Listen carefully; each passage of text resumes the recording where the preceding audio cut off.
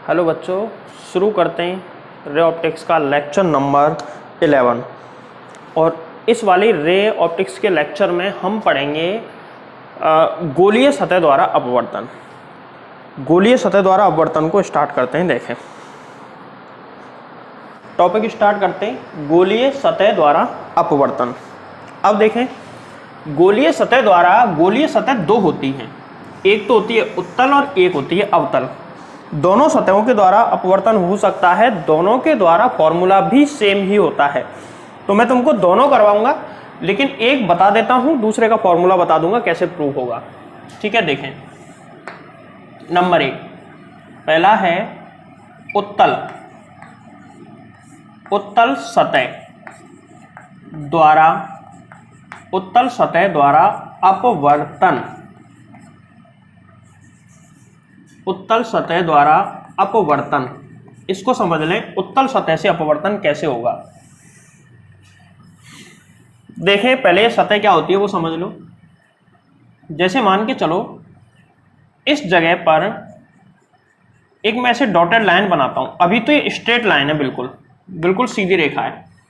अगर इस जगह पे कोई ऐसी सतह है तो बताओ ये कौन सी सतह है। अगर हम इधर से देख रहे हैं, उत्तल सतह।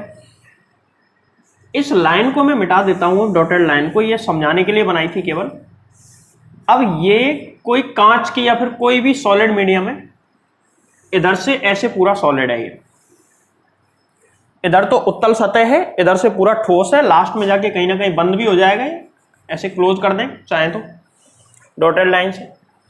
अब देखो, इससे अपवर्तन कैसे होगा, लेंस से कैसे होता है। लेंस में भी तो दो उत्तल सतह होती हैं, तो हम इस तक पहुंचने के लिए पहले एक सतह से अपवर्तन को समझेंगे, तब जाके हम इन चीजों को समझ पाएंगे। तो देखें, सबसे पहले एक डॉटेड लाइन बनाते हैं। ये डॉटेड लाइन है, क्या है बताओ। डॉटेड लाइन है मुख्य अक्ष। ये मुख्य अक्ष हमने बना दिया, प्रिंसिपल एक्सिस बना दी इसकी हमने। अब इस वक्र का जो केंद्र होगा वो किधर होगा। जैसे देखो, ये वक्र है, इसको पूरा करेंगे, गोला ऐसे बनेगा तो इसका केंद्र यहां पे आएगा। लेकिन अगर ऐसे कोई सरफेस आ जाए, ऐसे अगर इसको पूरा करेंगे ऐसे, तो इसका केंद्र यहां आएगा। तो इसको हम पूरा करेंगे तो ऐसे गोला बनेगा। इस गोले का हिस्सा है तो इसका केंद्र कहीं ना कहीं यहां पे होगा। ये हमने सेंटर ऑफ कर्वेचर मान लिया। डायग्राम थोड़ा छोटा बनाना है, इसलिए मैंने ऐसा बना दिया। डेरिवेशन काफी बड़ा होता है इसका। देखें, अब हम मुख्य अक्ष के किसी बिंदु पर ऑब्जेक्ट रख देते हैं। यहां पे हमने ऑब्जेक्ट रख दिया, वस्तु रख दी। वस्तु से कोई प्रकाश किरण हम आपतित कराते हैं। माना कि ये वस्तु है, तो इस वस्तु से चलने वाली प्रकाश किरण यहां जाएगी, और यहां जाने के बाद आगे कैसे जाएगी उसको समझने के लिए यहां अपवर्तनांक है μ1 बाहर वाले माध्यम का, अंदर जो जिस मटेरियल से पदार्थ बना है उसका अपवर्तनांक है निरपेक्ष अपवर्तनांक μ2। ये जनरली विरल होता है और ये सघन होता है। कैसे पता चला, देखो, वायु बाहर क्या है, माध्यम, बाहर वाला माध्यम जनरली वायु या पानी भी हो सकता है, पानी में रख देंगे तो ये वायु है। और ये जो स्लैब, ये जो बना हुआ है उत्तल सतह, ये बनी हुई है कांच से। कोई सॉलिड मीडियम होगा, या पानी से बनी हुई है तो वायु बाहर ले लो, कांच से बनी हुई है तो बाहर वायु या पानी कुछ भी ले सकते हैं। तो ये जैसे कि माना कि कांच से बनी हुई है, ठीक है, तो कांच इसकी तुलना में सघन होता है। अब आगे कैसे जाएगी, वो अपवर्तन के नियम से जाएगी, क्योंकि एक माध्यम से दूसरे माध्यम में जा रही है तो अपवर्तन होगा। सबसे पहले अपवर्तन के लिए किरण किधर जाएगी, इसके लिए जरूरी होता है अविलंब। और अविलंब होता है, जिस बिंदु पर हमको अविलंब चाहिए उस बिंदु को वक्रता केंद्र से मिला दो डॉटेड लाइन से, वो जो है अविलंब बन जाता है। तो इसको मैं सीधा करके मिला देता हूं, तो ये बन चुका है नॉर्मल, यानी कि अविलंब। ये अविलंब बन गया।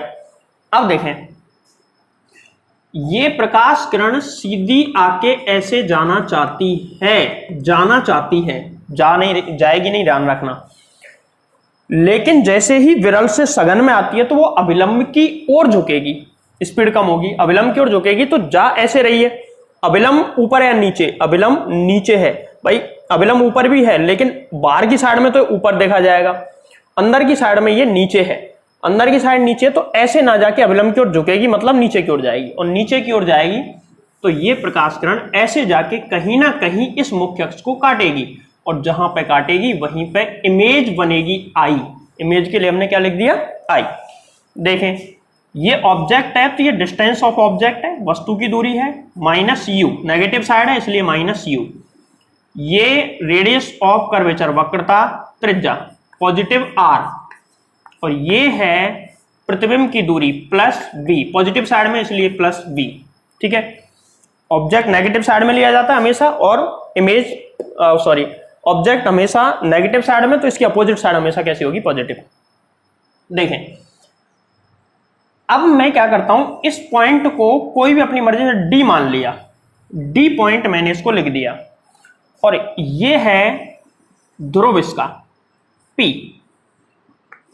अब इस बिंदु से डी पॉइंट से मैं एक डॉटेड लाइन यहां पे 90 डिग्री पे बना देता हूं, ये लंब डाल दिया मैंने 90 डिग्री पे। जब हमने इसको बनाया, इस पॉइंट का नाम जैसे कि M दे दिया, M, ये P, ये M।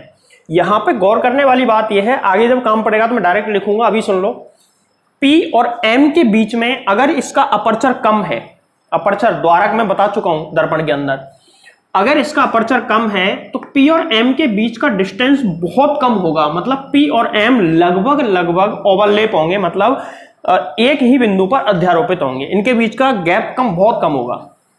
आगे समझो, एक चीज और, ऑब्जेक्ट के लिए ऑलवेज जो कोण है मुख्य अक्ष और ऑब्जेक्ट के लिए वो ऑलवेज अल्फा, इमेज के लिए always beta, and centre of curvature के लिए ऑलवेज गामा। ये अल्फा बीटा गामा हमको याद रखना है। तो ऑब्जेक्ट के लिए एंगल अल्फा, इमेज के लिए एंगल बीटा, और ये वाला एंगल सेंटर ऑफ कर्वेचर यानी कि वक्रता केंद्र के लिए जो है ये होगा गामा। अब देखें ध्यान से, हमको क्या करना है, पहले साइड मैप तैयार करो। इसका कैसे होगा, हमको I और R का मान निकालना है, और स्नेल का नियम साइन I अपॉन में साइन R बराबर 1 म्यू 2, इस फॉर्मूले के अंदर I और R का मान निकाल के लिखना है, बस पूरा डेरिवेशन कंप्लीट। तो हमको एक्चुअल में इसमें क्या निकालना है, I और R। तो अभी हमको कहीं भी I और R तो पता ही नहीं, बताते हैं ना, अभी देखो I और R हमको निकालना है और इस फॉर्मूले में रखना है। ये दिमाग में सेट कर लो, जिससे कि तुम्हारे दिमाग में एक इसका ऐसा साइड मैप आ जाएगा कि हमको पता चल जाएगा कि हम जो भी कर रहे हैं क्यों कर रहे हैं। ठीक है, देखें, ये आपतित किरण है, ये अभिलंब है, दोनों के बीच का कोण आपतन कोण I, अपवर्तन कोण R कौन सा होता है, अपवर्तित किरण और अभिलंब के बीच का। तो अभिलंब कहां है, अभिलंब ये रहा, इन दोनों के बीच का जो कोण है ये वाला एंगल, ये होगा R, में यहां पे लिख रहा हूं साइड में, ये अपवर्तन कोण है। अब देखो, हमको सबसे पहले क्या करना है, I और R का मान अल्फा बीटा गामा के पदों में निकालना है, फिर अल्फा बीटा गामा का मान निकालना है, इसमें रख के I और R की वैल्यू आ जाएगी, और फिर इसको इसमें रख देंगे, आंसर आ जाएगा। तो देखो,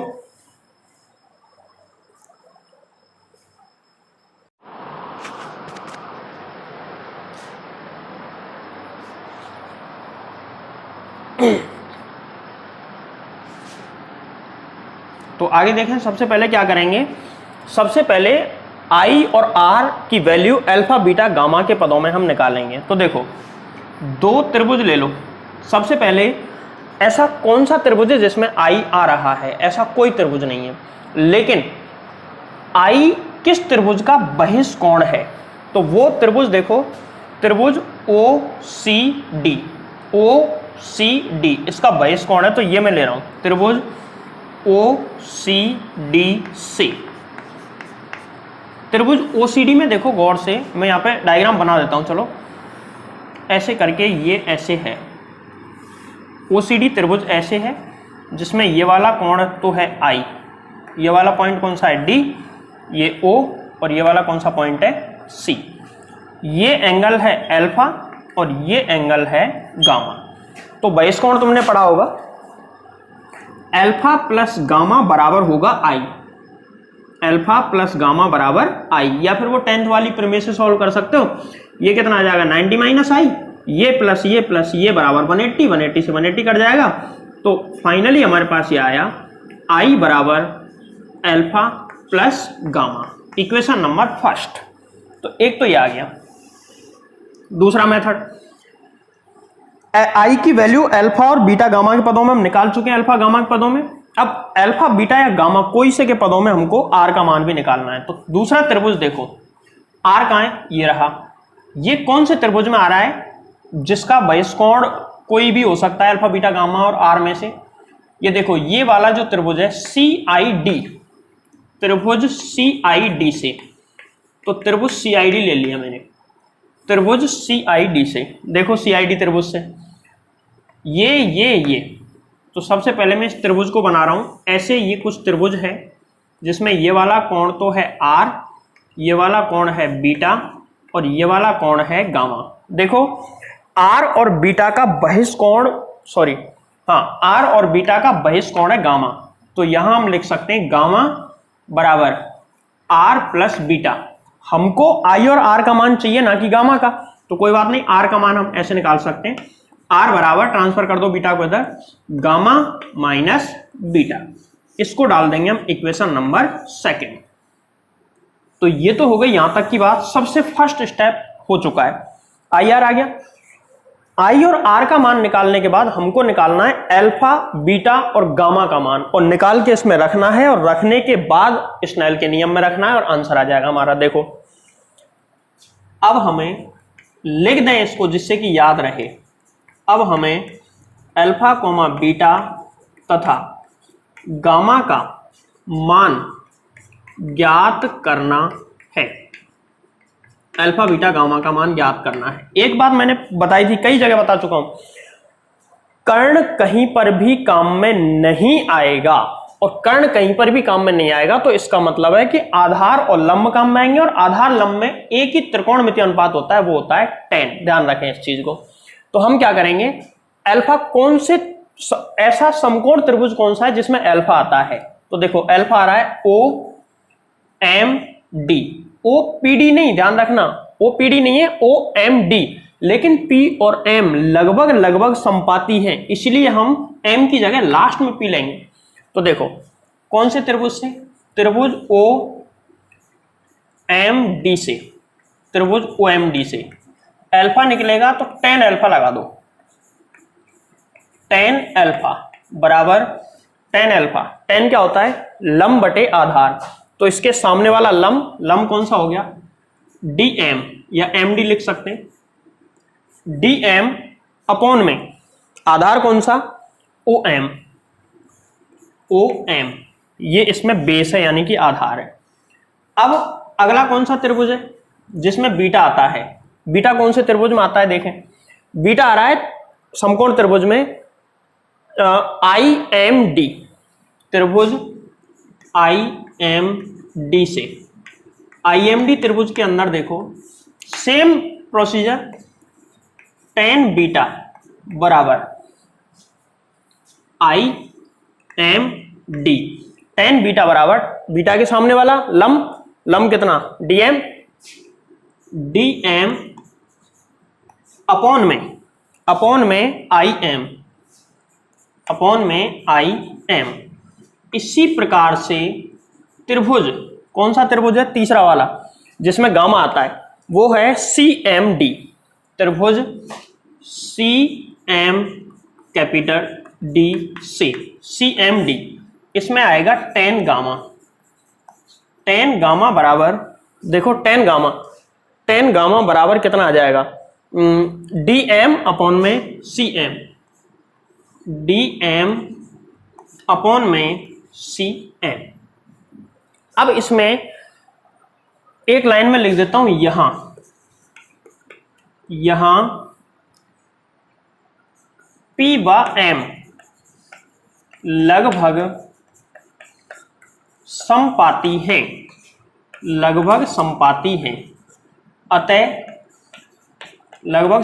हैं, अतः जहां पर भी M लिखा हुआ है वहां पे हम लिख सकते हैं P, जहां पर भी M लिखा हुआ है वहां पे लिख सकते हैं P।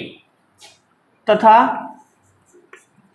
अल्फा बीटा एवं गामा नगण्य है, अल्फा बीटा एवं गामा नगण्य है, अतः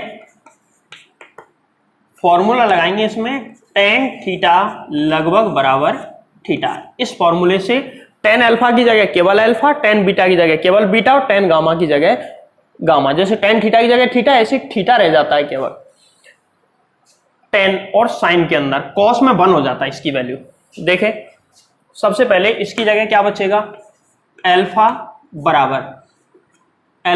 बराबर dm की जगह लिख देंगे dp अपॉन में OP, बीटा बराबर क्या बचेगा DP अपॉन में IM की जगह IP और गामा बराबर DP अपॉन में CP। अब देखो OP कितना है, O से लेके P तक की डिस्टेंस है -u, PCP कितना है +r और IP कितना है प्लस का V। ये वैल्यू लिख दो, अल्फा बराबर DP अपॉन में OP -u, equation number 3। Beta की वैल्यू निकालो, बीटा बराबर DP अपॉन में IP कहाँ है, IP plus V equation number 4 और गामा बराबर DP अपॉन में +r, ये प्लस V भी लिख सकते हैं, इक्वेशन नंबर 5। तो यहां तक हमारा काम हो चुका है आधा। इसको मैंने थोड़ा सा पास में लिखा है, तो इसको ढंग से एक बार स्क्रीनशॉट ले लें या नोट कर लें इस चीज को, यहां पे वीडियो को पॉज करके, तभी आगे की चीज समझ में आएगी। मुझे मिटाना भी पड़ेगा आगे, तो पहले एक बार थोड़ा सा आगे बढ़ा देता हूं, फिर इसको एक बार नोट कर लेना। समीकरण 1 व 2 से तो मैंने तुमको क्या बताया, मैंने बताया सबसे पहले I और R का मान निकालना है अल्फा बीटा गामा के पदों में, फिर अल्फा बीटा गामा की वैल्यू निकाल के इन समीकरणों में रखनी है, और लास्ट में इनका फिर मान आ जाएगा, वो मान उठा के हम किस में रख देंगे, स्नेल के नियम में। तो इस इक्वेशन के हिसाब से I बराबर क्या कहता है, I बराबर अल्फा प्लस गामा, I बराबर अल्फा की वैल्यू DP अपॉन -u और गामा की value DP upon +r, DP दोनों में से आ जाएगा कॉमन, तो DP अल्फा में -u है, उसमें +r है, तो 1 अपॉन में कैपिटल R -1 अपॉन u। ये वैल्यू लिखने के बाद ये आ गया। कौन कौन सी इक्वेशन को आपस में जोड़ने से आया है, समीकरण नंबर 1 और समीकरण नंबर 3, समीकरण नंबर 5, क्योंकि इसमें अल्फा गामा है, अल्फा गामा, इन दोनों का मान इस समीकरण में लिख दिया, ये हमारे सामने है। दूसरा इक्वेशन कौन कौन सी, सेकंड में वैल्यू लिखेंगे कौन कौन सी, सेकंड में देखो गामा और बीटा है, तो गामा और बीटा ये रहे, तो 4 और 5 का यूज करके इक्वेशन सेकंड में वैल्यू लिखो, तो R बराबर, देखो ये दोनों पॉजिटिव है और दोनों में DP ऊपर आ रहा है, कोई सा कहीं भी लिख दो, DP बीच में माइनस है, पहले गामा की value 1 upon capital R, DP common ले लिया, -1 अपॉन में V, और इसको डाल दिया हमने इक्वेशन नंबर, इसको इक्वेशन नंबर डाल दो 6 और इसको इक्वेशन नंबर डाल दो 7। दो वैल्यू हमारे पास आ चुकी हैं, इसको एक बार स्क्रीनशॉट ले लें इसका, मैं इसको आगे सॉल्व करवाऊंगा। अब ये दो वैल्यू हमको याद रखनी है। देखो इसको आगे बढ़ाते हैं, इधर से थोड़ा साफ कर देता हूं।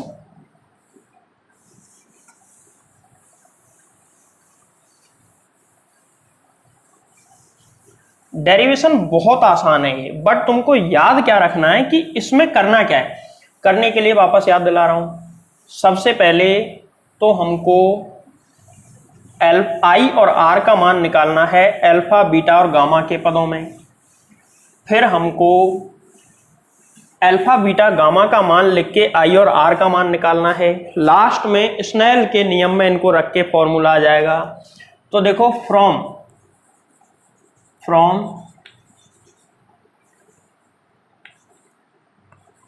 स्नेल्स लॉ, स्नेल के नियम में इनको रखेंगे। स्नेल का नियम है, कहता है 1μ2 बराबर साइन आई अपॉन में साइन आर। आई और आर भाई अल्फा बीटा और गामा ऑलरेडी नेग्लिजिबल हम ले चुके हैं, नगण्य ले चुके हैं, तो आई और आर भी नगण्य होगा। आई और आर भी नगण्य होगा तो इसको लिख सकते हैं लगभग बराबर आई अपॉन में आर, और आई और आर की वैल्यू यहां पे है। इसको मैं लिख सकता हूं μ2 अपॉन में μ1। पहले वाली वीडियो देख लें, अपवर्तनांक और निरपेक्ष अपवर्तनांक में रिलेशन है ये।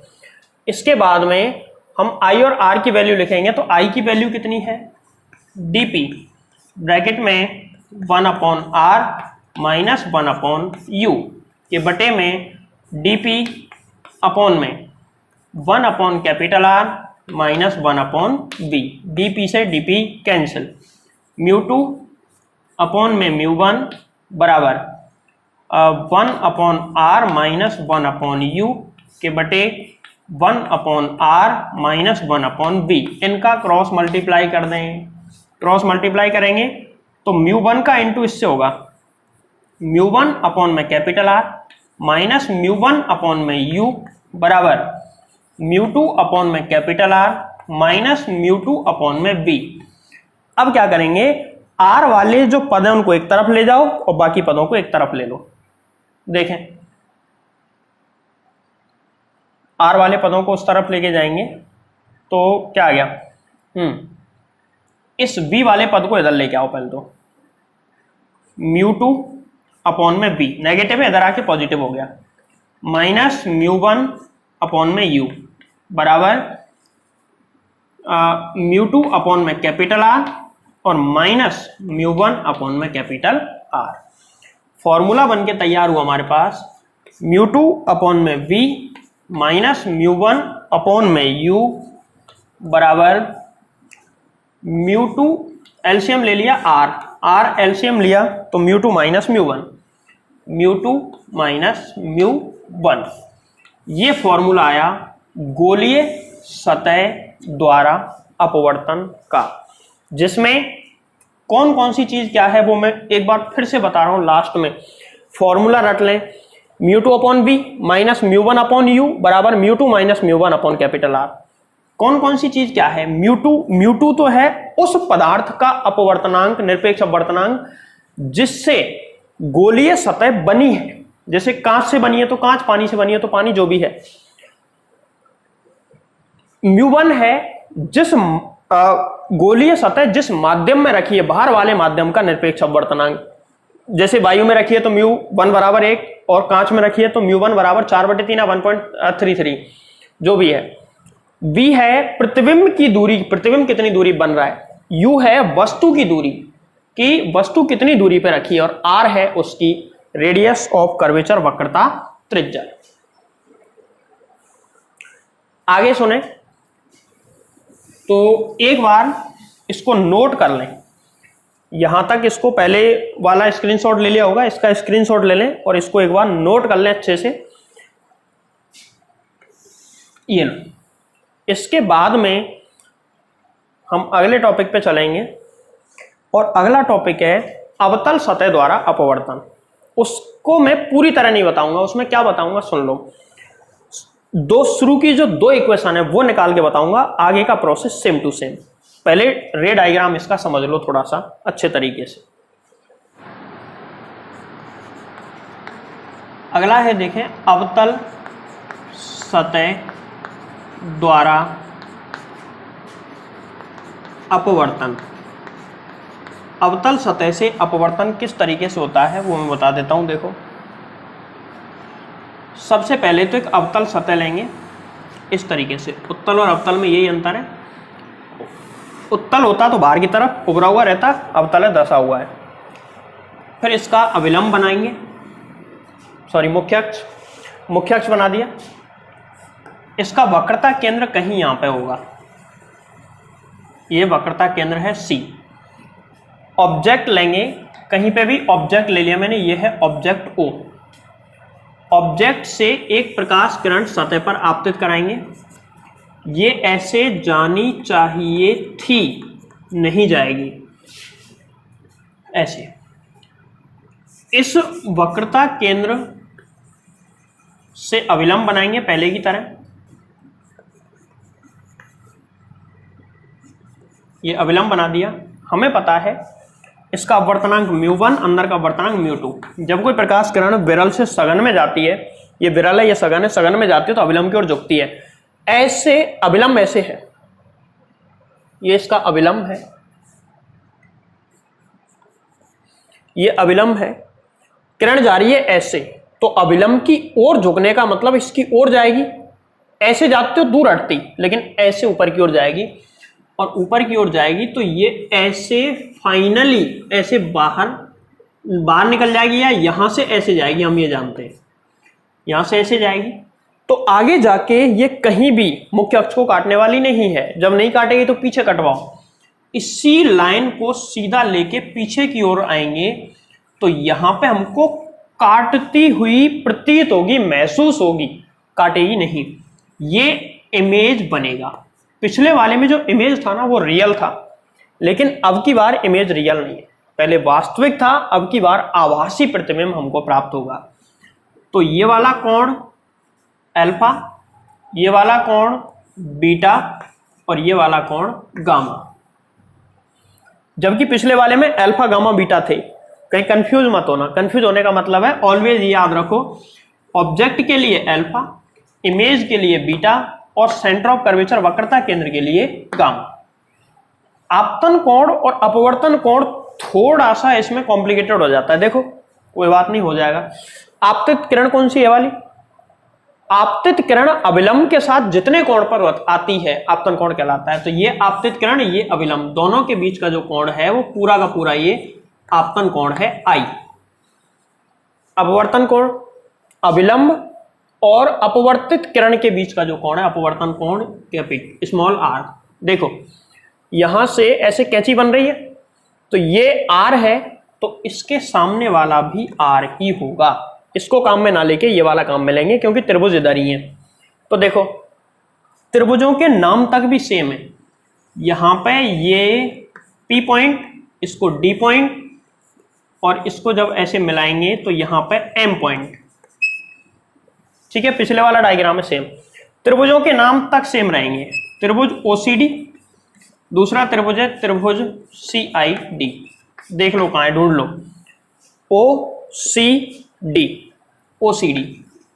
OCD ये है, ये पूरा एक बार मार्क कर देता हूं मैं डार्क इसको।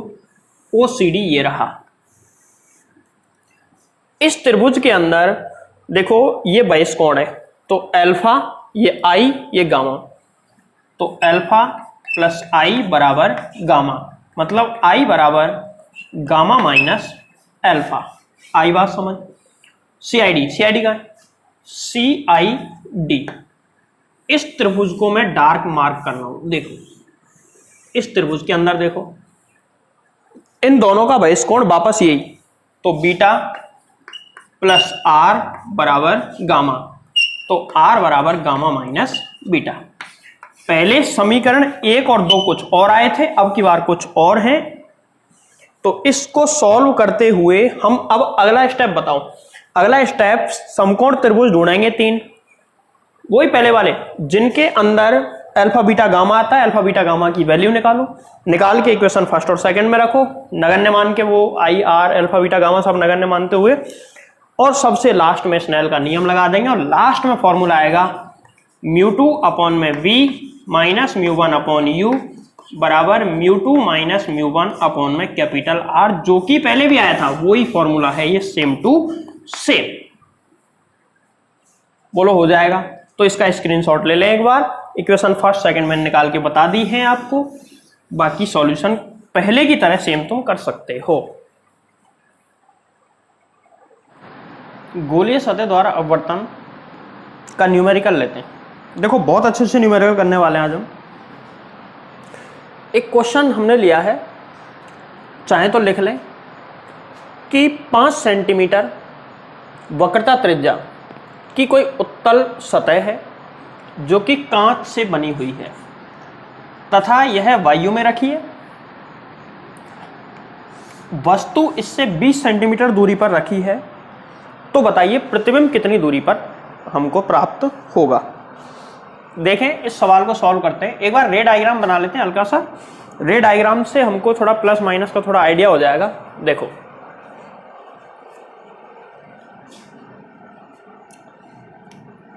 उत्तल सतह है, तो उत्तल सतह हमने बना दी ये। अब देखो इसको जब हम कंप्लीट करेंगे तो गोला ऐसे बनेगा। गोला ऐसे बनेगा तो इसका केंद्र यहाँ पे आएगा, माना कि यहाँ पे इसका सेंटर है, केंद्र है, सेंटर ऑफ कर्वेचर C। वक्रता त्रिज्या कौन सी दूरी होती है? ध्रुव से लेके वक्रता केंद्र की दूरी, ये R बराबर 5 सेंटीमीटर। वस्तु कहीं यहाँ पे रखी है, ऑब्जेक्ट जो ये वाली जो डिस्टेंस है वो है 20 सेंटीमीटर। वस्तु की दूरी ऑलवेज नेगेटिव साइड में ली जाती है, -20, तो ये माइनस है, तो फिर इधर वाली जो डिस्टेंस होंगी वो ऑल पॉजिटिव होंगी। ये कांच से बना है और इसके बाहर का जो मीडियम है वो है एयर। एयर के लिए μ1 बराबर 1, ग्लास के लिए μ2 बराबर 1.5 और 1.5 की जगह पे हम 3/2 भी लिख सकते हैं। तो रे डायग्राम देख लें एक बार। रे डायग्राम से तुमको आइडिया हो जाएगा कि कौन प्लस है कौन माइनस और क्यों है। सॉल्व करते हैं। हमको v फाइंड करना है, तो इसमें फॉर्मूला होता है μ2 अपॉन में v माइनस μ1 अपॉन में u बराबर μ2 माइनस μ1 अपॉन में कैपिटल R। देखो μ2 की वैल्यू कितनी है 1.5 अपॉन में v निकालना है, माइनस μ1 कितना है 1 अपॉन में u कितना है -20 बराबर μ2 माइनस μ1, μ2 1.5 माइनस 1 अपॉन में 5, तो 1.5 अपॉन में v और माइनस माइनस प्लस 1 अपॉन 20 बराबर 0.5 अपॉन में 5। देखो यहां से 1.5 अपॉन में v बराबर, ये पॉजिटिव है नेगेटिव हो जाओ उधर जाके, इसको हम लिख सकते हैं क्या 1/10 माइनस 1/20। सॉल्व करते तो 1.5 अपॉन में v बराबर एलसीएम आएगा 20 एलसीएम ले लिया, 2 माइनस 1 1.5 अपॉन में v बराबर 1/20। यहाँ से v की वैल्यू निकालनी है तो क्रॉस मल्टीप्लाई कर दो, v बराबर 30 सेंटीमीटर। अगर तुमसे पूछे कि जो प्रतिबिंब बना है ये कितनी दूरी पर बनेगा, तो इसका जवाब है 30 सेंटीमीटर, 30 सेंटीमीटर। 30 सेंटीमीटर मतलब रे डायग्राम से बताओ 30 सेंटीमीटर कहाँ बनेगा। तो 30 सेंटीमीटर देखो यहां तक कितना है 5, तो इस पॉइंट से 30 पे बना है, लेकिन +30 या -30, +30 और प्लस वाली साइड ये वाली है, तो इस पॉइंट से कहीं यहां पे इमेज बनेगा और ये वाली जो डिस्टेंस होगी ना, ये वाली डिस्टेंस होगी कितनी 30 सेंटीमीटर। पॉजिटिव है तो रियल इमेज होगा। कैसा इमेज होगा? रियल। इसके रे डायग्राम से जाके समझ सकते हो कैसे। यहां से प्रकाश किरण जाएगी, प्रकाश किरण जाके ये वक्रता केंद्र यहां से सीधी जानी चाहिए, अविलंब की ओर झुकेगी और ऐसे यहां पहुंचेगी, तो रियल में काट रही है तो रियल इसकी इमेज बनेगी। जबकि दूसरा वाला जो होता है उसमें रियल नहीं बनेगी। जो अवतल सतह होती है ना उसमें वो ऐसे चली जाती है, पीछे मिलाते हैं, उसमें रियल नहीं बनती। ठीक है, अब सुनो, एक क्वेश्चन मैंने तुमको करवा दिया, ऐसे ही मैं कई क्वेश्चन तुमको दे रहा हूं। क्वेश्चन सुनो। दूसरा क्वेश्चन ये है, अच्छा एक चीज इसमें ये देख लें, इसमें r बराबर 5 सेंटीमीटर, जो भी कैसा था पॉजिटिव, क्योंकि पॉजिटिव साइड में था। अब यदि सवाल में उत्तल की जगह क्वेश्चन नंबर 1 मैंने करा दिया है 1, इसको मैं क्वेश्चन नंबर 2 दे देता हूं सॉल्व करना, सतह तो दे देता हूं अवतल, और बाकी स्पेक सेम टू सेम है, बाकी सारी चीजें वही हैं, लेकिन अब की बार जो सतह है वो उत्तल की जगह कैसी है अवतल। क्या चेंजेस आएंगे? चेंजेस सबसे पहला ये आएगा कि u v वगैरह कुछ भी चेंज नहीं होगा, वो तो v अलग आएगा, 30 नहीं आएगा, v अलग आएगा, और नेगेटिव आंसर आएगा क्योंकि उसमें प्रतिबिंब इधर बनेगा। यहां पे r बराबर आपको लेना है -5 सेंटीमीटर। क्यों लेना है एक बार रे डायग्राम से भी समझ लो। अवतल सतह ऐसी होती है, ऐसी अवतल सतह होगी, ये इसका मुख्य अक्ष बना दिया। इसको जब पूरा गोला बनाएंगे तो ऐसे बनेगा और वक्रता के अंदर यहाँ पे आएगा ये वाली distance, radius of curvature, this is -5 centimetre. Clear है? तो ये दूसरा सवाल मैंने तुमको दे दिया जिसको सॉल्व करना। अब सवाल नंबर तीसरा, सवाल नंबर 3 ये है कि अब की बार उत्तल है, उत्तल है, सतह उत्तल है। उत्तल सतह मतलब ये वाला रे डायग्राम। बस अंतर इतना सा है, बाहर वाला मीडियम एयर है तो अंदर वाला ग्लास ना होके अंदर वाला जो मीडियम है वो है पानी, वाटर। पानी अंदर वाला मीडियम है। क्या चेंजेज आएंगे? तो देखो इसका जो पूरा सॉल्यूशन है सेम टू सेम इसका सॉल्यूशन होगा, आंसर तो अलग आएगा, तभी तो अलग सवाल है। लेकिन μ1 तो इसमें हो जाएगा 1 और μ2 बराबर इसमें हो जाएगा 4/3, 4/3। अब आंसर अपने आप अलग आ जाए क्योंकि μ2 चेंज हो चुका है। तो μ2 की जगह 4/3 b, μ1 की जगह 1 जो भी है कितना -20 और जो भी इसको सॉल्व करके पूरा आंसर निकालना। Question number 4। अब आपको क्या करना है कि जो क्वेश्चन नंबर 1 है वही सवाल है सेम, या फिर क्वेश्चन नंबर 2 की तरह सवाल ले लो। ऐसा सवाल ले लो, ये लो, अवतल सतह है, अंदर वाला जो मीडियम है वो है ग्लास और बाहर वाला मीडियम है वाटर।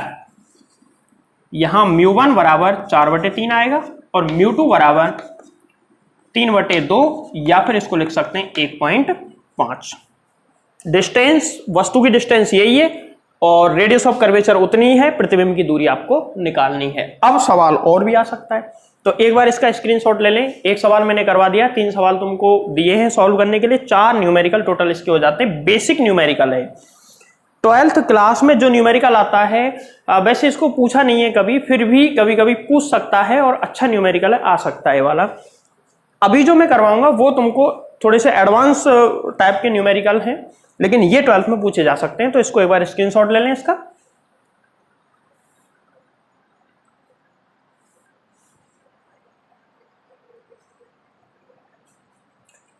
ठीक है, इस तरीके से 1 2 3 सवाल तुमको करके देखने हैं, इनके आंसर निकालना है एक बार। ठीक है,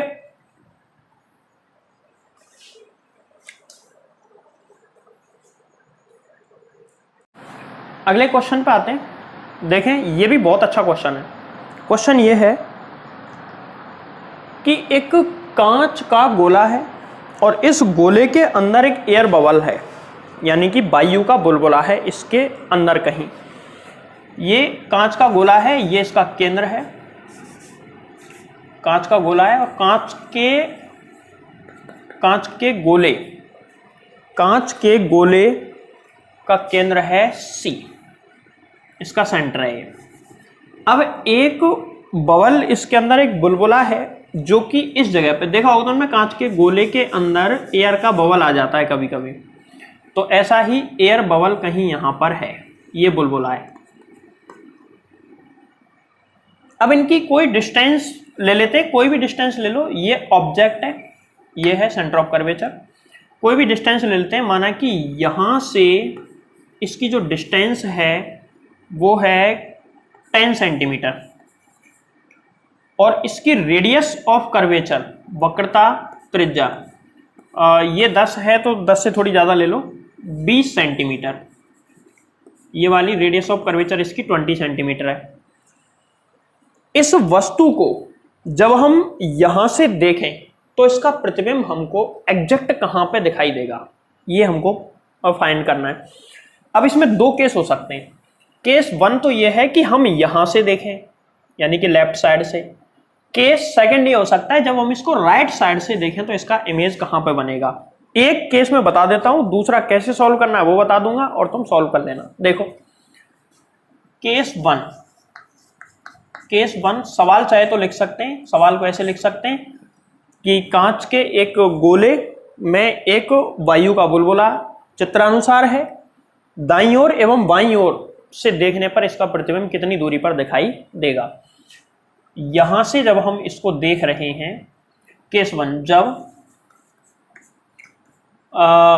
प्रेक्षक ऑब्जर्वर, जब प्रेक्षक बाईं ओर हो, जब प्रेक्षक बाईं ओर हो, और केस सेकंड ये बन जाएगा जब प्रेक्षक दाईं ओर हो,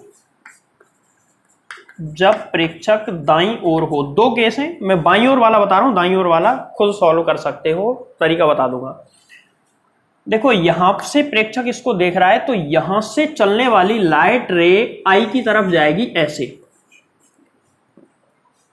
तो जब प्रेक्षक यहां पर है, प्रेक्षक से वस्तु की एक्चुअल डिस्टेंस जो है ये है। अब टोटल ये 20 सेंटीमीटर है।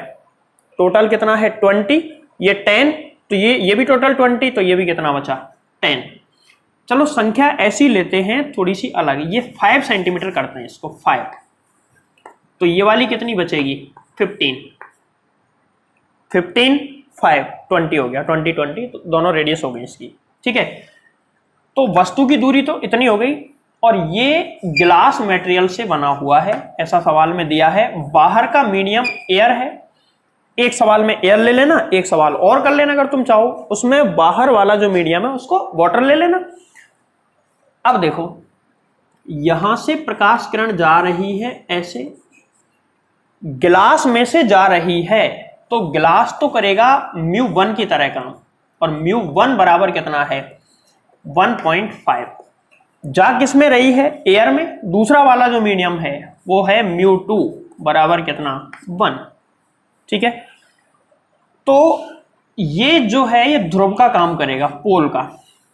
अब देखना यहां से ये ध्रुव का काम करेगा, तो μ2 अपॉन b माइनस μ1 अपॉन में u बराबर μ2 माइनस μ1 अपॉन में कैपिटल R।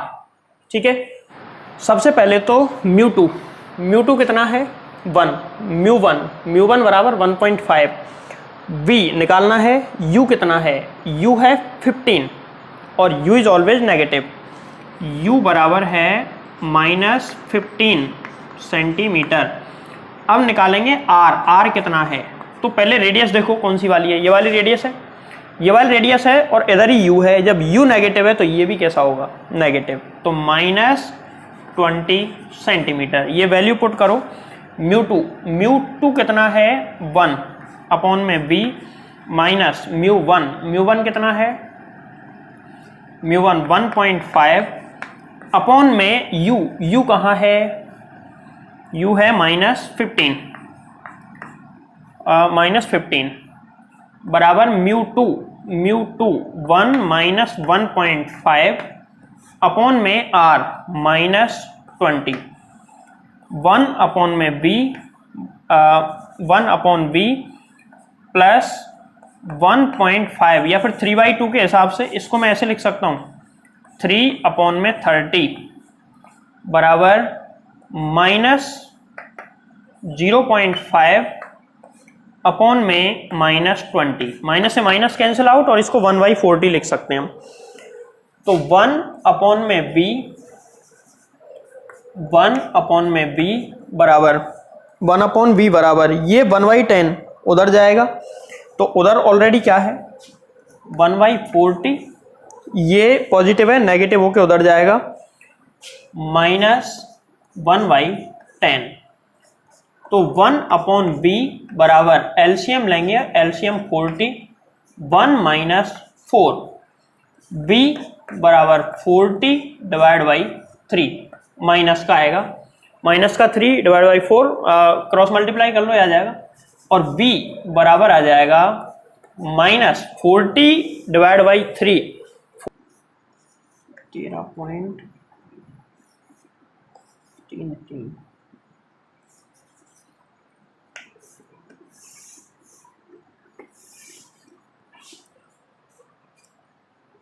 तो इस तरीके से इसका आंसर आ जाएगा v बराबर -40/3 3 बराबर -13.33 सेंटीमीटर।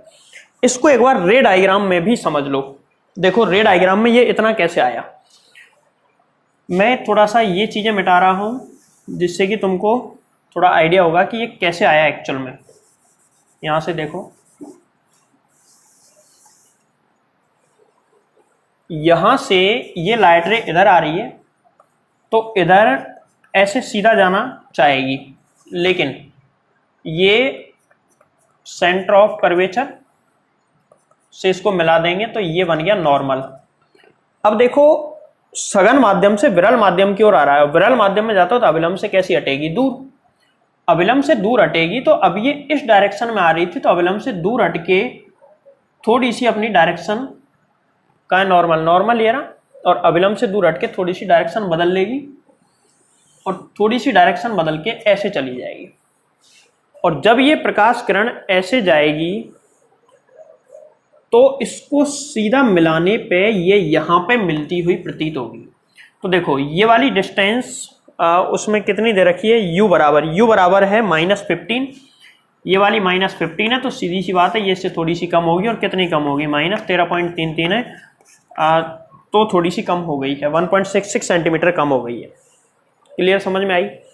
अब इसमें एक अगला सवाल था, सेकंड केस, जब प्रेक्षक दाईं ओर हो, प्रेक्षक ऑब्जर्वर अगर राइट साइड में हो तो फिर उसके लिए कैसे इमेज क्या बनेगा। देखो यहां पे सेंटर, यहां पे वो बबल था, बुलबुला, ये वाली डिस्टेंस थी 15 और ये वाली डिस्टेंस हमने मानी थी 20। ये यहां से यहां तक कितना हो जाएगा, ये भी 20 हो जाएगा।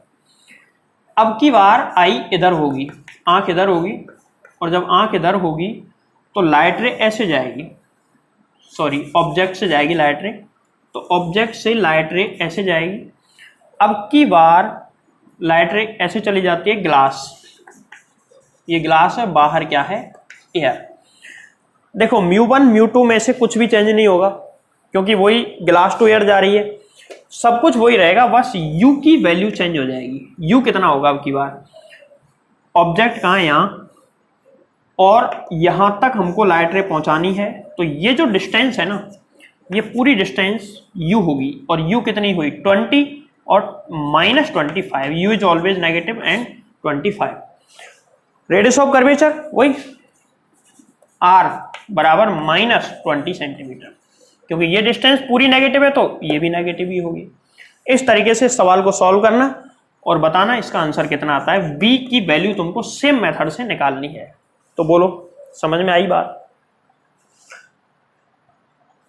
स्क्रीनशॉट ले लें इसका एक।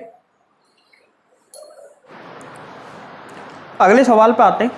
सवाल ये है कि एक गोला है, अब इसको तुम कांच का गोला मान लो, पानी का गोला मान लो, जैसा भी मानो, रिफ्रैक्टिव इंडेक्स यानी कि निरपेक्ष अपवर्तनांक तुमको सबके आते हैं, जिसका मानो उसका निरपेक्ष अपवर्तनांक काम में लेना है, बस कहने का मतलब ये है।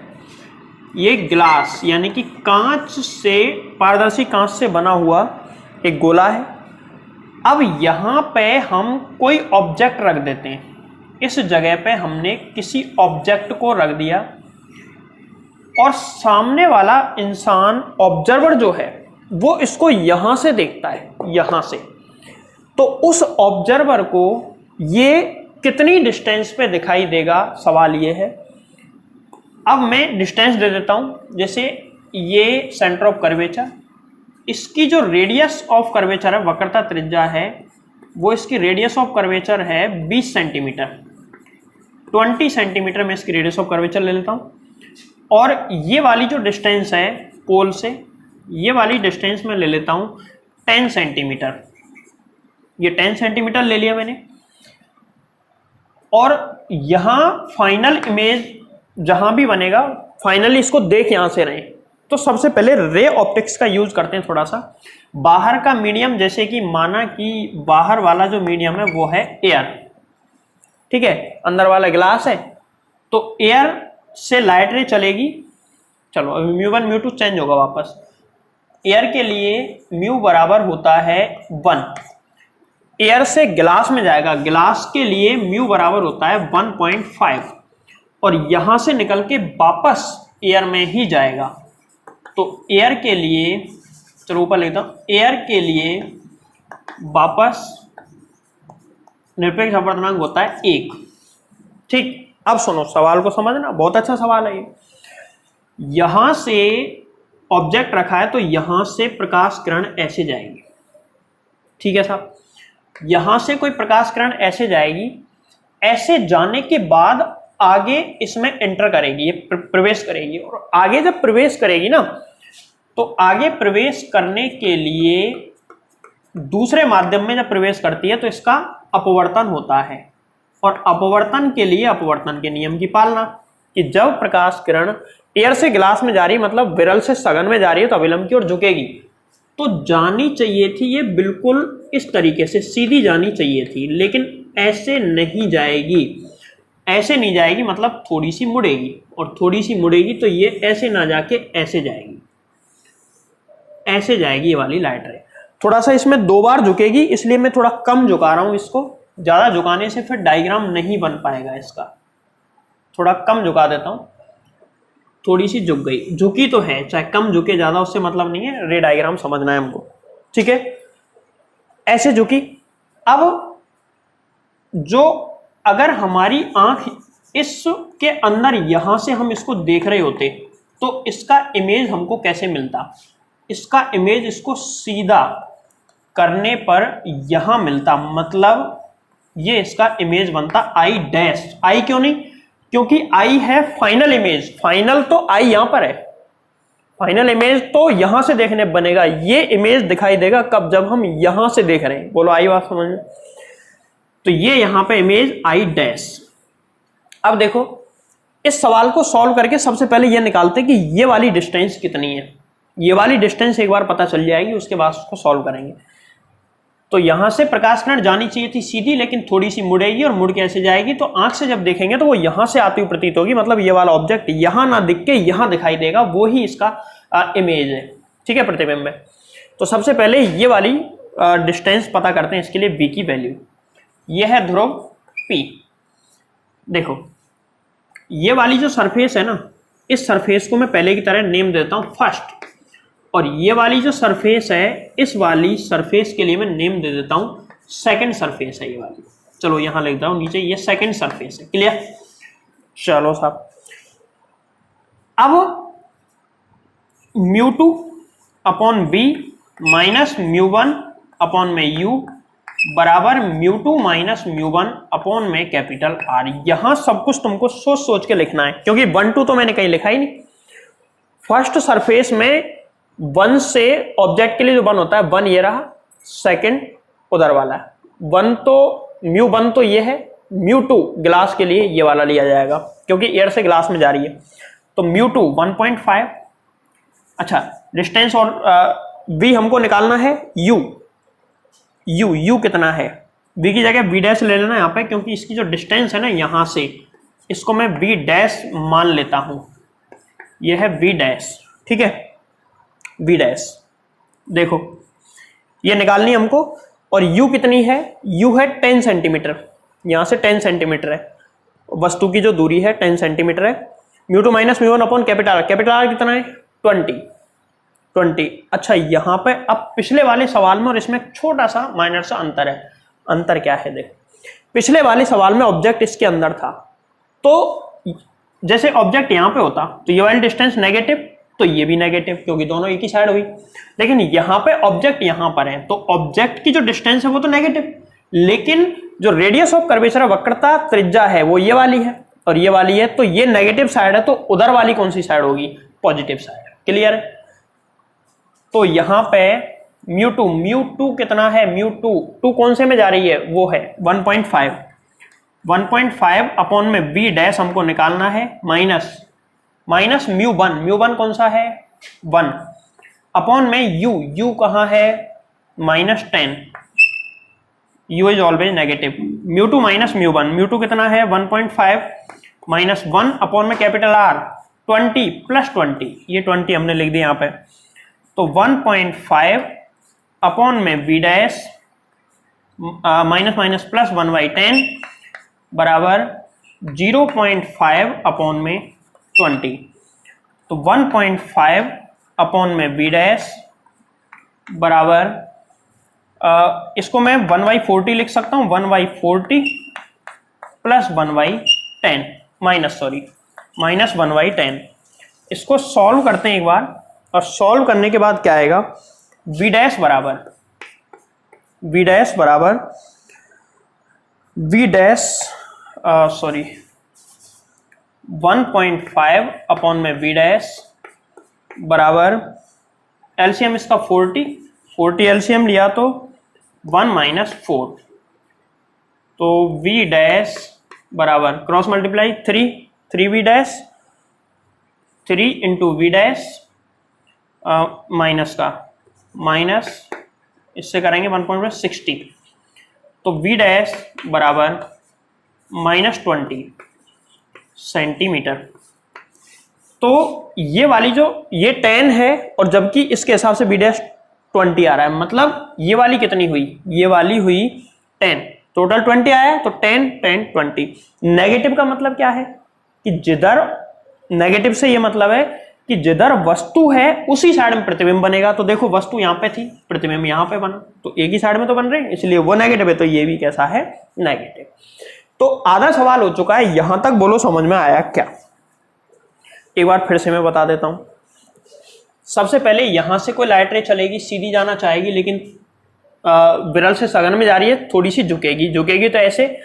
जब हम अगर यहां से इसको देख रहे हैं तो ये यहां पे इसको काटेगी, यहां पे काटेगी, मतलब यहां से आती हुई प्रतीत होगी, तो यहीं पे हमको ऑब्जेक्ट दिखेगा, जो कि वो ऑब्जेक्ट इमेज कब दिखेगा, जब आंख हमारी यहां पर है। लेकिन अभी कहानी यहां पे खत्म नहीं हुई है, अभी लाइट रे यहां से चलेगी और यहां से चल के ये लाइट रे जाएगी सीधी, और सीधी चल के यहां पे स्ट्राइक करेगी, यहां पे टकराएगी, यहां पे टकराएगी, तो इस जगह पे फिर अविलंब बनाओ। आगे कैसे जाएगी वो डिसाइड करता है ऑलवेज अविलंब।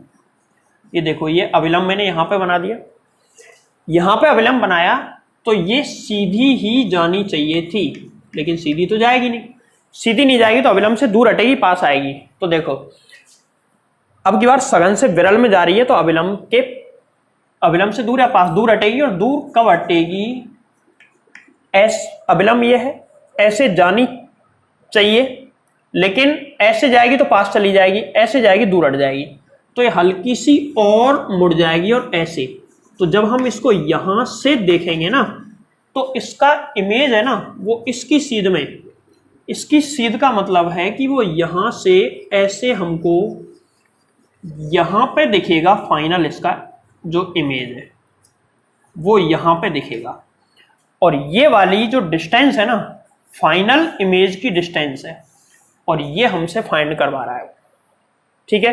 तो जब यहां से देख रहे हैं तो पहले एक बार यहां से मुड़ी, फिर यहां से मुड़ के, और वो यहां पे दिखी, इसकी हमको पूछ रहा है।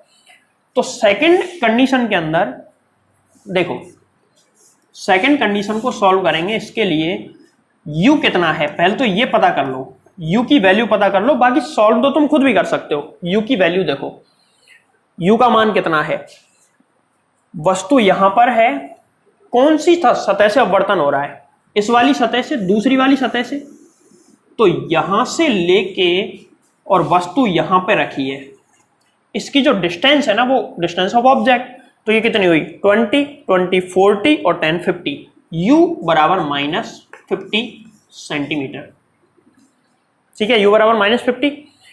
इस वाले में μ1 बराबर लेंगे 1.5 और μ2 बराबर लेंगे 1, वापस एयर में आ रही है इसलिए, ठीक है। फॉर्मूला लगाते हैं, μ2 अपॉन में v माइनस μ1 अपॉन में u बराबर μ2 माइनस μ1 अपॉन में कैपिटल R। अब एक चीज देखो, इसमें R कैसा था, इसमें R पॉजिटिव, जबकि इसमें R कैसा आएगा, अब थोड़ा दिमाग लगाना, इसमें R कैसा आएगा, पॉजिटिव या नेगेटिव, सोचो। मतलब ये वाली जो डिस्टेंस है यहां से लेके यहां तक, ये नेगेटिव है इस वाली सरफेस के लिए, बोलो है या नहीं, नेगेटिव है, ये नेगेटिव है, तो ये रेडियस ऑफ कर्वेचर इसके लिए ये वाली हुई, तो बताओ नेगेटिव है पॉजिटिव, ये भी कैसी आएगी, नेगेटिव, क्योंकि एक ही साइड है, जबकि पहले क्या था, इस वाली सरफेस के लिए वस्तु की दूरी इधर है और प्रतिबिंब की दूरी इधर है, मतलब एक इस सतह से इधर वाला अगर नेगेटिव है तो उधर वाला पॉजिटिव, लेकिन इस वाली सतह के लिए ये भी इधर ही है और ये भी इधर ही है, तो दोनों नेगेटिव होंगे। तो इसमें r की जो वैल्यू है ना दूसरी वाली सरफेस के लिए, r बराबर होगा -20 सेंटीमीटर। फॉर्मूला तुम्हारे सामने, वैल्यू रखो 1/b माइनस म्यू1 कितना है 1.5 अपॉन में u कितना है -50 बराबर म्यू2 1 माइनस 1.5 अपॉन में कैपिटल R -20 1 अपॉन b बराबर माइनस माइनस प्लस, उधर जाके वापस माइनस, तो 0.5 अपॉन में 0.5 अपॉन में 20 और ये उधर जाके माइनस होगा 1.5 अपॉन में 50। तो 1 यहाँ से b की वैल्यू में डायरेक्ट निकाल के बता रहा हूँ तुमको। देखो 0.5 इसको मैं 1/40 लिख सकता हूँ, 1/40 माइनस 1.5 अपॉन में 50। एलसीएम लो,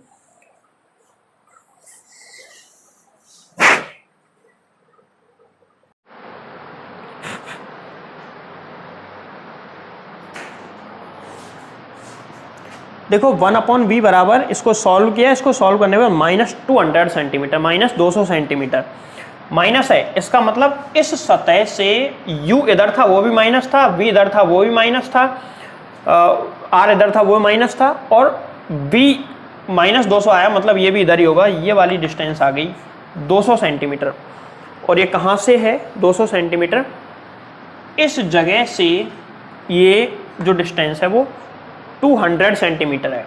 ये वाली जो डिस्टेंस है ना यहाँ से लेके यहाँ तक ये 200 सेंटीमीटर है, 200 सेंटीमीटर ये वाली डिस्टेंस। ये सवाल थोड़ा सा कॉम्प्लिकेटेड ज़रूर था लेकिन अच्छा सवाल था और मैंने इसको समझा दिया है वैसे डिटेल में। फिर भी एक बार मैं इसका रे डायग्राम दोबारा बताना चाह रहा हूँ। रे डायग्राम समझो इसका। सबसे पहले इसका मुख्य अक्ष बना रहा हूँ, ये देखो ये इसका मुख्य अक्ष है, ये ग्लास और यहाँ पे एयर है, बार वाला मीडियम पूरा एयर है। ये सेंटर ऑफ कर्वेचर वक्रता केंद्र C और यहाँ पे जो ऑब्जेक्ट है ना वो कहीं यहाँ पे रखा हुआ है, ये है ऑब्जेक्ट O। अब ऑब्जेक्ट से प्रकाश किरण चलेगी ऐसे कोई प्रकाश किरण गई और जो कि इस तरीके से जानी चाहिए थी लेकिन नहीं जाएगी क्योंकि एक माध्यम से दूसरे माध्यम में जाएगी तो अपवर्तन होगा। इसको मैंने डॉटेड लाइन से मिलाया, ये अभिलंब बन के तैयार है। इस वाली सतह को मैं नाम दे देता हूं सरफेस नंबर 1, पहली सतह, ठीक है। अब ये प्रकाश किरण विरल से सघन में जा रही है, मुड़ेगी, अभिलंब की ओर झुकेगी और अभिलंब की ओर झुकेगी तो सीधी ना जाके थोड़ी सी झुका दो, ज़्यादा मत झुकाना क्योंकि रे डायग्राम नहीं बन पाएगा। थोड़ी सी इसको झुका दिया या थोड़ा सा और ज़्यादा झुका सकते हैं, कोई दिक्कत नहीं है। ऐसे हमने इसको झुका दिया, ये यहाँ से यहाँ पे आ गई। अब अगर हम इसको यहाँ से देख रहे हैं तो ये किरण कहाँ से आती हुई प्रतीत होगी, ये किरण हमको यहाँ से आती हुई प्रतीत होगी जो कि I डैश है, लेकिन हम तो यहाँ से देख ही नहीं रहे। हम कहाँ से देख रहे हैं, हम इसको देख रहे हैं इस बबल के दूसरी साइड से, इस बुलबुले के दूसरी साइड से, मतलब एक बार और इसका रिफ्रैक्शन होगा। यहाँ तक आगे सीधे। अब फिर से इसका अभिलंब बना दो, फिर से इसका अभिलंब बना देंगे। ये अभिलंब बनाया, यहाँ से प्रकाश किरण अब की बार विरल से सघन से विरल में जा रही है तो सीधी जा रही है लेकिन अभिलंब से दूर हटेगी तो थोड़ा सा और झुक जाएगी ऐसे। अब आंख तक पहुंचेगी, हमारी आंख तक ये अब पहुंची है, ठीक है। तो ये पहले तो गई विरल से एयर से ग्लास में, फिर ग्लास से एयर में, फिर आंख तक पहुंची। तो आंख को ये जो लाइट रे आ रही है आंख के पास, ये कहां से आती हुई प्रतीत होगी, आंख को ये वाली लाइट रे कहीं इधर से आती हुई प्रतीत होगी। जहां भी ये मिलेगा वहीं से लाइट रे आती हुई उसको प्रतीत होगी, ठीक है। वहीं पे इमेज बनेगा इसका। अब सुनो, ये है सतह सेकंड, जिससे यहां अपवर्तन हुआ है, सेकंड सतह है, ये वाली अपवर्तन जहां हुआ है ये फर्स्ट है। ये दोनों नॉर्मल 1 नॉर्मल 2 दोनों अविलंब हैं। देखो इसमें 2 बार अपवर्तन हुआ है, तो इसको ऐसे सॉल्व करना, सॉल्यूशन मैंने पूरा बता दिया, फिर भी मैं को बता रहा हूं, ऐसे सॉल्व करना। ये वाली जो डिस्टेंस है ना यहां से यहां तक, ये मानी थी हमने v डैश, ठीक है, और ये जो डिस्टेंस है यहां से लेके यहां तक, ये वाली डिस्टेंस है v, फाइनली जो हमको चाहिए थी, ठीक है। देखो कैसे सॉल्व करना,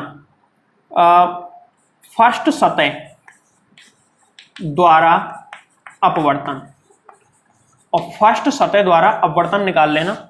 अपवर्तन से v की वैल्यू तुमको पता चल जाएगी, ठीक है, v की वैल्यू पता चल जाएगी। अब सेकंड सतह द्वारा अपवर्तन सॉल्व करना। सेकंड सतह द्वारा अपवर्तन, सेकंड सतह से जब अपवर्तन निकालोगे तो सेकंड सतह में एक बार फिर से सारी चीजें सुन लो। सेकंड सतह कौन सी, ये वाली सेकंड सरफेस है। पिछली वाली में फर्स्ट सतह के लिए, पहली सतह के लिए ये वाली तो होगी वस्तु की दूरी, ये वाली u, जितना भी सवाल में दिया हुआ है नेगेटिव होगा। अब सतह ये है, सतह के वस्तु इधर है तो नेगेटिव, वस्तु की दूरी ऑलवेज नेगेटिव होती है। ये अगर नेगेटिव है तो फर्स्ट सतह का वक्रता त्रिज्या ये वाली, त्रिज्या ये वाली और त्रिज्या ये वाली है, तो बताओ ये नेगेटिव या पॉजिटिव। तो जब ये इधर वाली नेगेटिव है तो उधर वाली कैसी होगी, पॉजिटिव। तो फर्स्ट सतह के लिए वक्रता त्रिज्या कैसी होगी, पॉजिटिव। अब सेकंड सतह पे चलते हैं। सेकंड सतह में प्रकाश किरण कहां से कहां जा रही है, ग्लास टू एयर। तो ये वाला जो मीडियम है ये μ1 या μ2, ग्लास ये होगा μ1 और बाहर वाला मीडियम होगा μ2, ठीक है, ये दूसरी केस में। लेकिन पहले केस में ये वाला तो था μ1 और अंदर वाला ये तो था μ1 और ये था μ2, लेकिन सेकंड केस में ये μ1 और ये हो जाएगा μ2, क्योंकि 1 से 2 में जा रही है, ठीक है। अब देखो और क्या बताना है, वस्तु की दूरी। भाई इसका ध्रुव ये रहा, इसका ध्रुव अगर ये P1 है तो इसका ध्रुव हो जाएगा ये वाला P2, ठीक। ध्रुव से वस्तु की जो दूरी होती है वो तो जहां वस्तु रखी है वो वस्तु की दूरी, मतलब वस्तु की दूरी सेकंड सरफेस में यहां से उठाएंगे और यहां तक, ये तो वस्तु की दूरी हो जाएगी। वस्तु की दूरी ऑलवेज कैसी ली जाती है, नेगेटिव। अब देखो वक्रता त्रिज्या इसकी वक्रता त्रिज्या ये वाली, वस्तु ये सतह है, वस्तु भी इधर ही है और वक्रता केंद्र भी इधर ही है, तो दो जब ये नेगेटिव है तो ये भी कैसा हुआ, नेगेटिव -r, क्लियर है। तो सेकंड फर्स्ट वाली में तो +r आएगा, सेकंड वाली में -r आएगा, u ऑलवेज नेगेटिव होता ही है।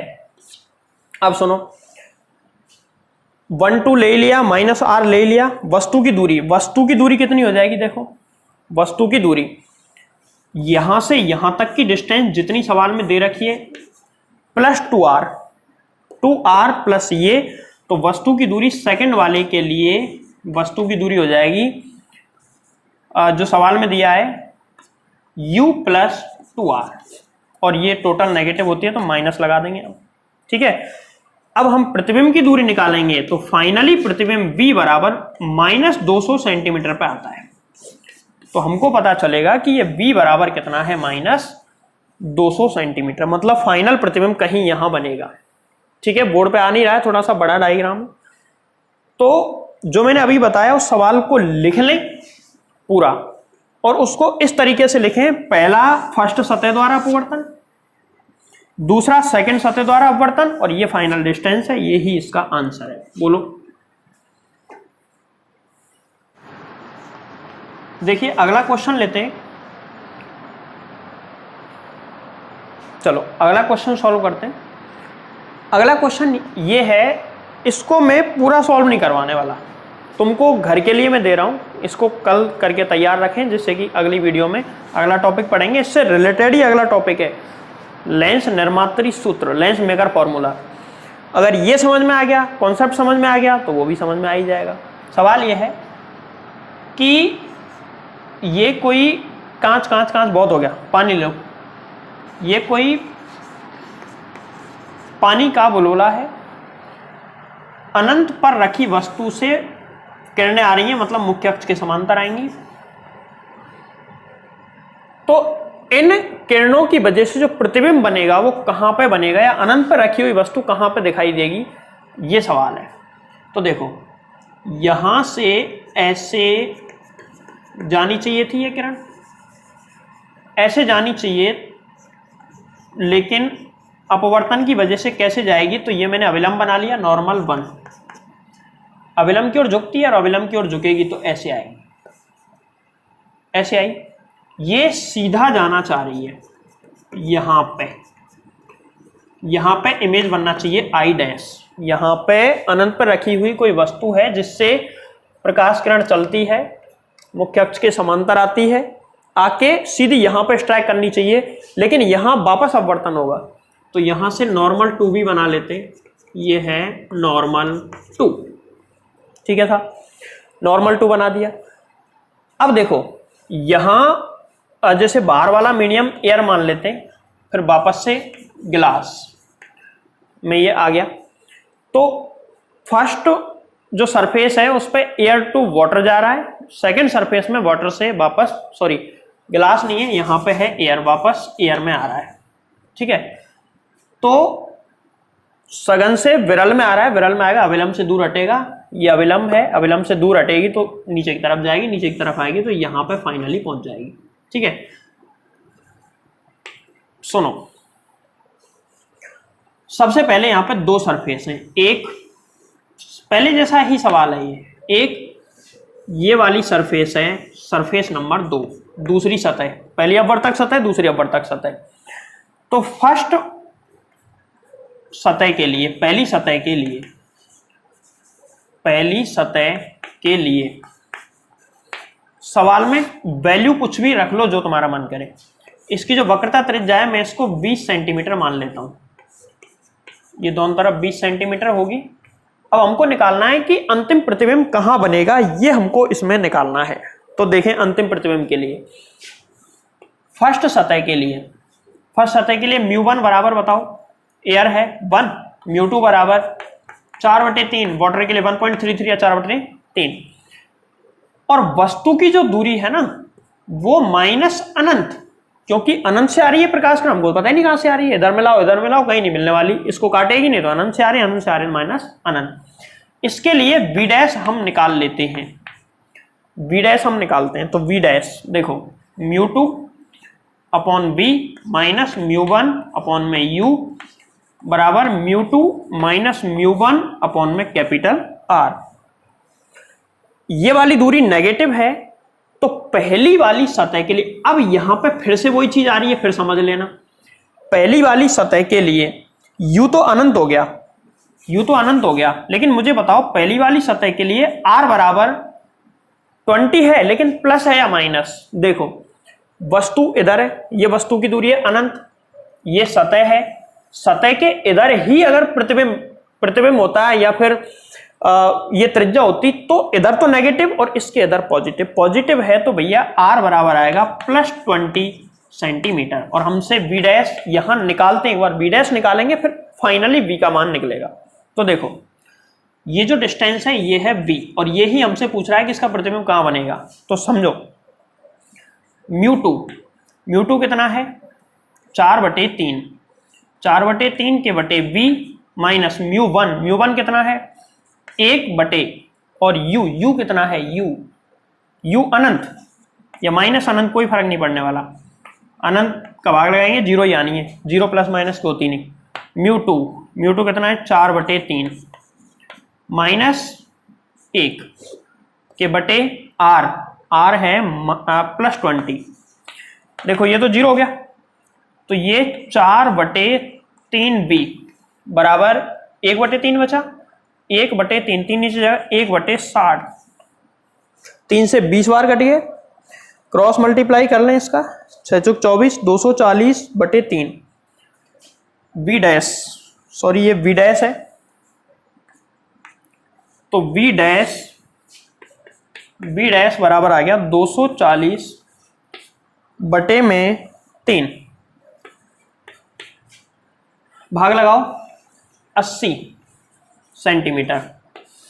तो देखो हमारे पास जो निकल के आया ना बी डैश है कहाँ इस डायग्राम के अंदर? इस डायग्राम के अंदर बी डैश है पहली वाली सतह से, मतलब यहां से लेकर बी डैश ये वाला है, और ये कितना आया बोलो? 80 सेंटीमीटर पहली वाली सतह ये रही।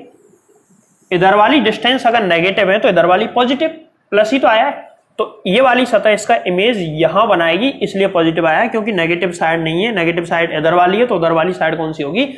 पॉजिटिव। ठीक है, अब सेकंड सतह से अपवर्तन, सेकंड सतह से अपवर्तन, ये सवाल और पिछला वाला सवाल सेम टू सेम था, बस अंतर एक ही था कि इसमें u बराबर अनंत है। देखो सेकंड सरफेस ये वाली है, इस पे प्रकाश किरण कहां से आ रही है? यहां से कहां से? पीछे बढ़ाओ, कहीं नहीं मिलने वाली, आगे तो मिलेगी, तो यहां से आ रही है एक्चुअल में। फाइनली पहुंच कहां रही है? यहां पे इसका इमेज बनेगा I। तो यहां पे u बराबर तो कितना होगा? u बराबर, देखो सवाल में सेकंड सरफेस के लिए u कितना होगा, ये इंपॉर्टेंट है बस। 20 और 20 40, तो यहां से लेके यहां तक टोटल कितना आया? ये 80, 40 ये रहा, तो 40 ये, तो ये जो है ना यहां से यहां तक की डिस्टेंस आई कितनी? 40। तो वस्तु की दूरी u बराबर -40, u ऑलवेज नेगेटिव। तो r पॉजिटिव या नेगेटिव? जब u इधर है, r इधर हुआ तो पॉजिटिव या नेगेटिव? r हुआ पॉजिटिव, और पॉजिटिव कितना? +20 सेंटीमीटर, ये भी सेंटीमीटर में है। और v हमसे पूछा है यहाँ पे μ1 तो है वाटर 4/3 और μ2 बराबर 1, एयर है वापस। फॉर्मूला μ2 अपॉन में v माइनस μ1 अपॉन में u बराबर μ2 माइनस μ1 अपॉन में कैपिटल R। μ2 कितना है? μ2 1/v हमको निकालना है, माइनस μ1 कितना है? 4/3 माइनस u कितना है? u -40 बराबर μ2 1 माइनस 4/3 के बटे कैपिटल R का मान 20। देखो इसको सॉल्व कर लेते हैं एक बार। सॉल्व करेंगे तो यहाँ पे 1/v बराबर -1/60 और इसमें ये माइनस माइनस प्लस उधर जाएगा माइनस, तो माइनस का 4/120 1/v बराबर, एलसीएम ले लो, दोनों माइनस हैं, एलसीएम लो, तो एलसीएम लेने पे क्या आ रहा है? 120 -2 और +4, सॉरी -2 -4, तो 1/v बराबर -6/120, 6 से इसको डिवाइड कर लो, v बराबर माइनस का क्रॉस मल्टीप्लाई करके 120/6 आ जाएगा, अच्छा तो -20 सेंटीमीटर। अब फिर माइनस आ गया, तो माइनस को फिर से एक बार सुन लो। इसमें वस्तु की दूरी ये वाली थी सेकंड सरफेस के लिए, जो कि कितनी थी? 40, क्योंकि यहां से लेकर यहां तक की जो डिस्टेंस है वो 80 हमने निकाल ली, ये रही 80, तो ये 40, तो ये 40 और 40 80, तो वस्तु की दूरी कितनी है? 40। जब वस्तु इस साइड में है तो प्रतिबिंब भी तो इसी साइड में, तो इसलिए नेगेटिव साइड को डिनोट कर रहा है -20, मतलब यहां से यहां तक 20 होगा, तो ये भी कितना होगा? 20। सवाल है, नोट कर लें। इसी तरीके से पिछला वाला सवाल करना है। मेन चीज इसमें यह है कि प्लस और माइनस का विशेष ध्यान रखें। वस्तु की दूरी हमेशा नेगेटिव ली जाती है, अगर तुमने ये फिक्स कर लिया तो बाकी सारी चीजें अपने आप फिक्स हो। देखो कोई भी सवाल है उसमें सरफेस देखो, वस्तु जिधर है वो साइड नेगेटिव है, सरफेस की दूसरी साइड पॉजिटिव है, ठीक है। अब जो वक्रता त्रिज्या है, वक्रता त्रिज्या अगर वस्तु वाली साइड में है तो नेगेटिव होगी, वस्तु के अपोजिट है तो कैसी होगी? पॉजिटिव। तो इस सवाल का स्क्रीनशॉट ले लें। आज के लिए इतना ही, अब मिलते हैं वीडियो लेक्चर में कल।